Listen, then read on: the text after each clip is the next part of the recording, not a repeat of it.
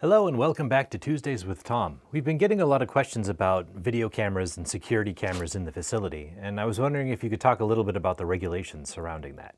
Sure, you're right. There's been a lot of questions. A lot of people are putting cameras in facilities. You can have them with permission from licensing, only in non-private areas. Okay, so that means you got to give licensing a floor plan. That's where a camera's going to be, and let them know how you're going to do that. There is information on what you need to do in the evaluator's manual. It's not in Title 22, so get a copy of the evaluator's manual, and it talks about cameras in the facility. Be sure you're not violating any of the client or resident rights when you put a camera in. The personal rights, dignity rights, be sure you're not violating those. You cannot have any audio, okay? You cannot have any audio. So that gets us to the Ring doorbell. So you can imagine if licensing shows up and you've got a Ring doorbell in it and they ring it and you come on and say, "Who is this?" And licensing right there knows that you've got audio hooked up to a camera. So be real careful with that. If you've got any audio on any of the cameras, be sure it's not activated.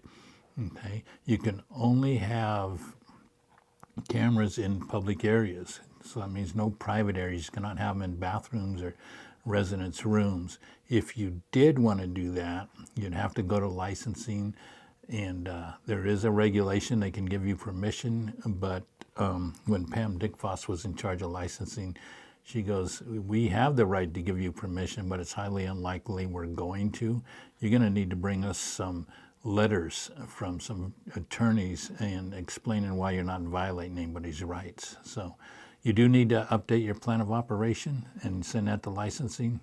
Basically, it's giving them the floor plan of where you're going to have the cameras inside and outside, by the way. You need to have an updated emission agreement.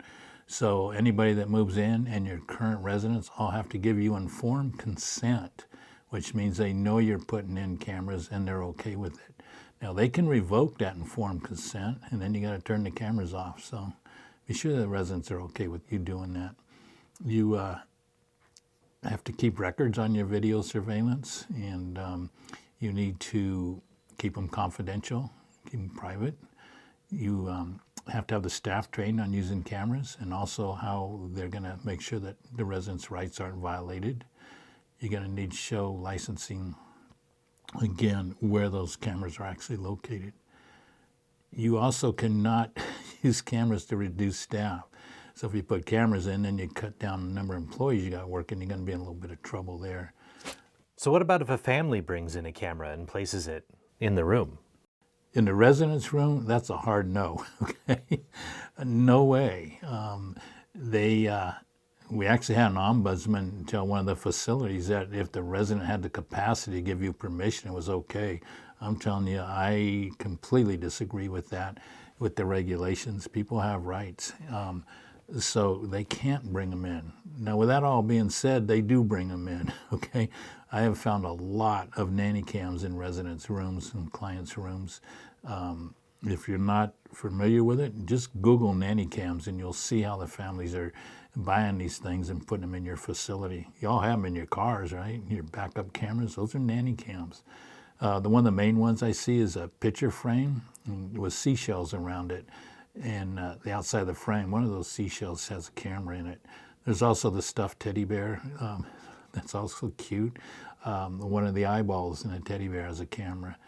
A lot of radio alarm clocks could have cameras in them. So these are things to watch for.